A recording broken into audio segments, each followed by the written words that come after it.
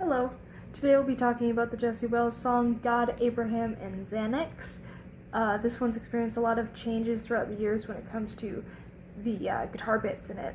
Like, this was originally just an acoustic song, and it's kind of transformed into this, 8-minute long song that has this really long guitar solo in it. The lyrics themselves have not changed a whole lot. There is one line that gets tweaked a bit sometimes, and I will kind of talk about that later.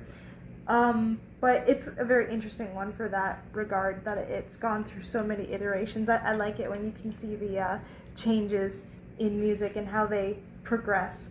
Apologies if I don't sound the greatest. I've been sick the last couple of days, so voice might not be top tier. I haven't been talking a lot. Oh well. But let's get right into it. So I think one of the first points that comes up with this song is, I believe, the idea of kind of Christian moral superiority, in that the lines, next day Abed thought he'd bring it up at the local town hall, except the air's hard to breathe and the water ain't clean. They said, we're forwarding your call. He was on hold for 3 days straight. When Jesus picked up the line, he said, don't question the guns, and if you want to have fun, just be grateful that I'm on your side. And various kind of other connotations within the song. I believe it's kind of the idea of Christians preaching for help, and by extension politicians and organizations that herald themselves as being Christian, because the vast majority of politicians in America are going to say that they are Christians, but then not do anything to actually help their citizens. And so that's what Christianity is all about, is it not? It's about helping your neighbor. It's about being kind. That's kind of the point. But I feel like that point gets lost a lot of the time, and people like to identify with something as maybe they believe in God, or maybe they don't. Maybe it's just to appease the masses that want them to believe in God, where they don't do anything to actually kind of express those actual Christian values that they are supposed to have, or they distort those Christian values into something that they're not really. Especially a lot of more conservative politicians tend to skew Christian values into traditional values that in reality aren't really proper Christian values. The point of Christianity is supposed to share. You're supposed to be nice. Like, that's kind of the point. Like, obviously there are sins in the Bible and all that, but a lot of people will take things out of context and cherry pick sentences and all that to fit their kind of agenda of what they believe Christianity is. And that can go both ways. There's lots of stuff in the Bible that is outright just modern day would not be considered correct, and you could argue that, but the Bible said it was okay. So it is this endless battle, an argument that people have had for thousands of years now. And so it's kind of my original point with this, though, is that for the most part, people mostly agree that if you're a Christian, you are supposed to be kind. That is kind of the main idea. And, politicians obviously do not follow that, and yet still they call themselves Christians. In fact, they will call themselves the best Christians. Unless they're, Donald Trump, in which case they'll depict themselves as a doctor. Very, very Christian of you, very Christian of you. And, and I also think those lines can kind of reflect, a lot of the bureaucracy within government. The whole, he was on hold for 3 days straight thing. You try and get in contact with your local government about issues that you have, or your bylaw or something like that, about a complaint you have, and good luck if you get a response within a timely manner. And if you do, it's probably going to be nothing. They're probably just going to kind of ignore you. That's how most of these things go. There's so much yellow tape around everything that nothing gets done. Nothing gets done in a lot of these instances, because they're simply too lazy to properly hear you out, or there's not enough money. But there's always enough money for the sports teams, so don't you worry. And then I think that the chorus, specifically the God made the planet, man made the Xanax, Elon get Mars ready, saddle that big ass starship wagon because the bars are too damn heavy.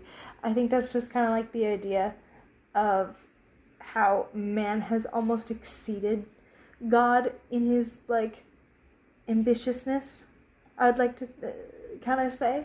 So it's like, obviously, I'm not saying that, like, man is greater than God, don't get me wrong. I'm not. But it's kind of man's ambition is further than what God intended, I feel like, is kind of what that sort of thing says. You know, no other animal has ever left the planet unless human intervention, obviously, with the dogs and cats and chimps and, like, insects and stuff that we sent into space. But you get my general point, that nothing else has tried to leave Earth, and who knows if God would have intended for us to leave Earth or not. But now we got a trillionaire that can get you up there. So it's like,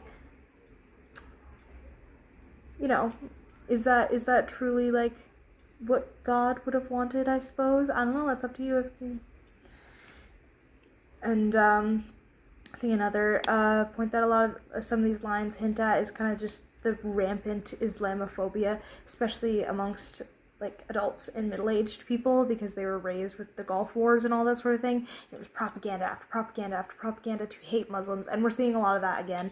They kind of took a rest for a little bit in the last, like, 10 or so years, but in the last couple of years now, they've ramped it right back up, especially with Iran and all that. And, you know, the media, especially the conservative media, just wants you to hate Muslims so that there's someone that you can point the finger at, so that you can be mad at someone else and not be mad at the people that are actually causing problems in your lives. And so the lines, Jesus asked him when the head wound happened. He said it was somewhere in between a 4-year degree and a wondering if Iraq had WMDs. And then the line, yeah, it buzzed so hard like they scared him to death, he thought it was a Houthi drone. So I think that the first line is kind of like the head wound is the damage of the propaganda. And so, you know, it went from a 4-year degree, which I'm taking as, like, college, and then left college, head wound, wondering if Iraq had WMDs. So it's like I said, I think that the head wound is the propaganda perpetrated by the government and by the media, such as Fox News, and there's many others, but Fox One is just the big one, kind of ingraining this idea that Muslims and Muslim majority countries are dangerous to you specifically as an American, and you know, it causes a rot in people's minds. Truly it does, because it creates so much hatred and spreads such misinformation. And while, yes, atrocities are committed across the world, everywhere, like, no one is saying that awful things aren't happening everywhere. It's just the point that they're not a threat to you here. Like, they're not a threat to your freedoms. They're not a threat to your safety and all that sort of thing. And the other point is that this song obviously was before the Iran war right now, but this point's kind of relevant to it, is that, you know, people are fighting wars because they hate people. And that is, you know, war's never okay. Never okay. There's never a good reason for war, not one. And wars are always fought over hatred. And so there's no good outcome that's ever going to come out of a war. That's just not how they work. That's not what they're meant to do. And so it does not matter your intention, especially when your intention is negative. Let's be real, the intention is negative on behalf of the states. But they're also conditioning their army to hate the people they are fighting, which is necessary to make them fight them. Because you're not going to treat someone as less than human and kill them if you believe that they're human. And I think that the second line I quoted earlier about the Houthi drone specifically mentions kind of what I'm speaking about right now, in that this propaganda conditions people to believe that these countries and these people are dangerous to them at home, which is just not accurate. Like, it's so unlikely that anything is going to end up happening to you. Of course, there has been instances of domestic terrorism and all that perpetrated by people from different nations, but on the whole, Muslims are not a threat to you. And so he thought it was a Houthi drone is kind of like this paranoid delusion that lots of people may have, in that a Houthi would cause you any troubles, which is not going to happen. Like, it's simply not going to happen. And another point that is made in this song is the kind of how the internet is playing a huge role in the dumbing down of society and the desensitization to a lot, like, tragedy, constant tragedy, and how that kind of leads to the, like, people not caring as much sort of thing. Like, people don't take serious topics as seriously as they should, and they use the internet to distract themselves from everything going on around them, which is, it's obvious, and we all do it and stuff, and we can't live our entire lives constantly negative, constantly terrified of tomorrow. That's an obvious, but so many people just completely don't pay attention to what's going on around them entirely, and that leads to uninformed voters, which leads to less voting, or voting for people that you don't actually know what stand for. And yeah, voting is not the end-all solution, because all parties have negative intentions for the most part, especially in a two-party system like the States. And here in Canada, we have two parties that reign supreme, like, above the rest of them entirely. So even though it's not a two-party system, it might as well be. And neither of them are good. Neither of them are going to give you what you want. But it's kind of like picking between the leopards eating your face party or the leopards watching someone else eat your face party. It's kind of the best way I can put it into words. And so you should probably still just vote for the leopards just watching rather than the leopards eating your face sort of thing. You know, if there's 7 people on an island, they're voting to jump off the cliff. You know, 4 people say that that's ridiculous. Why would we jump off the cliff? So they don't bother to vote because they don't think that they'll ever jump off the cliff. And then 2 people are like, jumping off that cliff doesn't sound like such a bad idea. Well, guess what? Now you're jumping off the cliff even though you didn't want to. It's just because you assumed that no one would be so stupid as to want to jump off that cliff.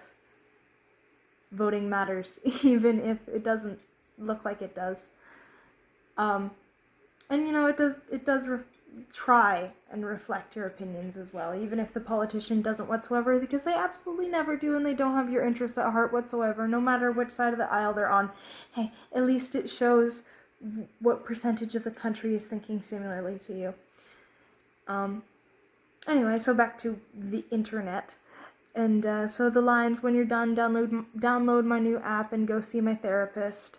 And when he got home, he decided to give that new app a look. Now Abraham learned to dance and he's shaking his ass, but he forgot how to read a book. Kind of, yeah, just talks about that idea of the internet being this distraction, this tool to just forget about our problems instead of actually bother to fight them. And I think, honestly, that's a lot of the reason why a lot of people in the West are not as, just trying to be honest, as radical as in the past we would have been.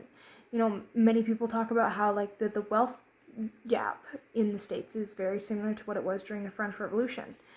And obviously the two main differences that I see with that is, one, the poor are generally still richer than they were back then, because, like, we aren't for the most part physically starving, and that leads to irrational actions, that leads to anger and emotional behaviors to change. And so since the working class is not physically starving, that makes you far less likely to actually physically go out and do something, because it's less of a means of survival and more of a thing of principle. And less people are likely to fight for their principles than they are for their survival. And 2, because people have the internet to distract themselves. I think it's a huge factor in why a lot of things do not happen, and why not as many people strive for active change, because they see something, they hate it, but then they can go and watch a movie and they can forget about it, instead of just having that thing that they hate stuck in their head. They can scroll on, they can move on with their day. and that thing that they hate can keep going on in the background, but as long as their foreground is something they like, oh well.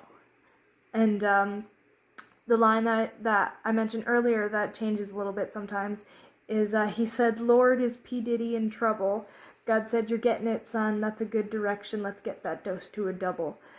So I think that with the original song, it's kind of the idea of the memification of serious topics. These, I'm sure you've seen it before, the disgusting jokes all over the internet about P. Diddy and like how people completely don't take it seriously whatsoever. It's like horrible accusations and things coming out about him and the entertainment industry and all that. And people just don't seem to take it seriously at all. And I do not understand that whatsoever, especially with the younger generation. I know it's immaturity, but they just view it as some big silly joke. And I think that's kind of what he's saying right here. But this line does change in some of his concerts and all that. And in his most recent tour, he changed the line to be, "Lord, is Iran in trouble?" And I think the point of that is just to generally keep it as a current talking point. I think that's just kind of the general thing of like it's a present day issue that's still going on. I think that the original, at least my interpretation of the memification element is kind of dropped with that, and it's just a point of like it is a thing that people are talking about right now. And at the end of the day, it still is a thing that is distracting you from criticizing your own politicians. You know, if you're over there worrying about another country's problems, you're not worried about your problems.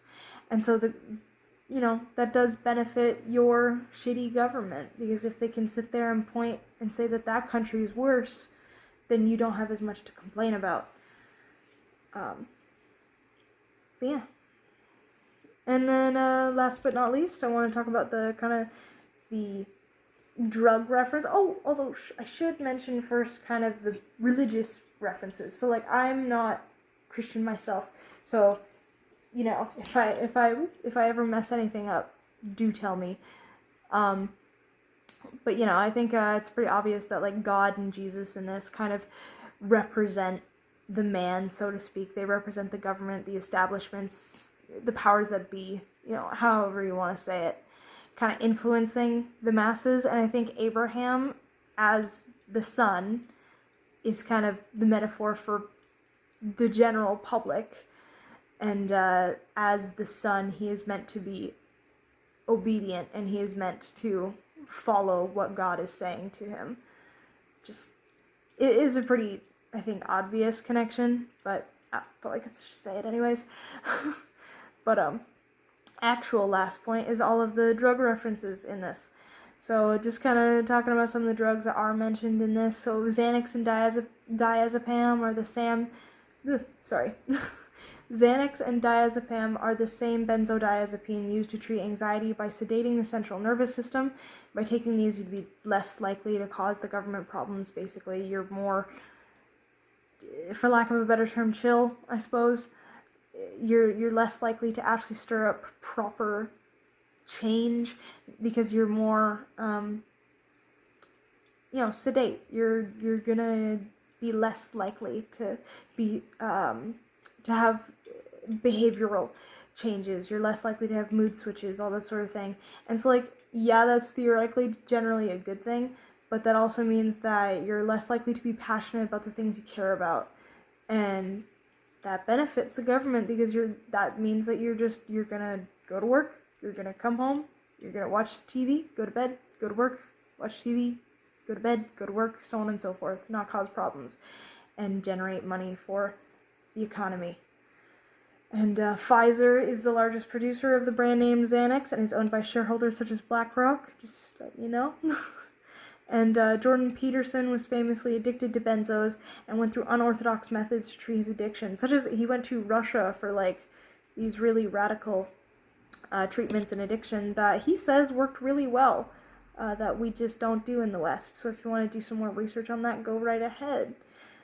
And then I think they sound pretty pseudoscience-y to me, though. That's why I'm not kind of mentioning them here. They seem pretty wacko if you look them up. And he says it worked for him, but I don't know. They're interesting, that's for sure. And then so God is telling Abraham to see his PCP in one of the lines. And that's kind of a double meaning, I think, between seeing your primary care physician and also getting PCP, kind of the drugs. So like you go to your therapist, you go to your doctor and all that, your psychiatrist, to get all of these drugs that mess with your mind.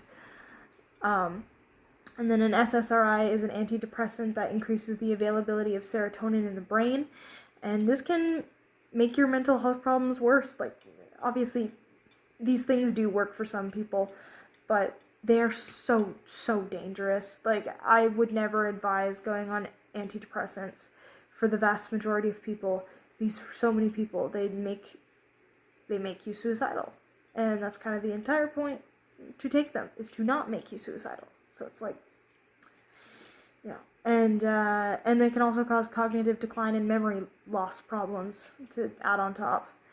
And he also mentions vaping in the song, and so vaping is an increasingly common self-soothe method, especially with the youth and adults, but mostly with like 20-somethings. It's very common, and this can also be infused with THC, which again numbs the senses and causes memory loss as well. And so it's kind of just the idea of all of these different things to try and cope with your reality that at the same point makes you cope, but it also makes you more compliant. And you know, in the song, it's God as the government is telling Abraham to partake in these various substances to dull his senses and to make him not question the guns. And, you know, stop being a problem, basically. Just comply. And, you know, in the song, he kind of resists a little bit, but he relents and takes these various substances, and God is happy with that.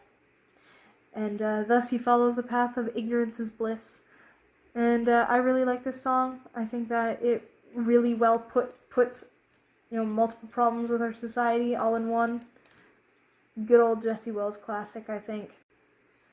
So yeah, it'll probably be a while before I make another one of these. My mother is sick and all this sort of thing, and just kind of other shit going on.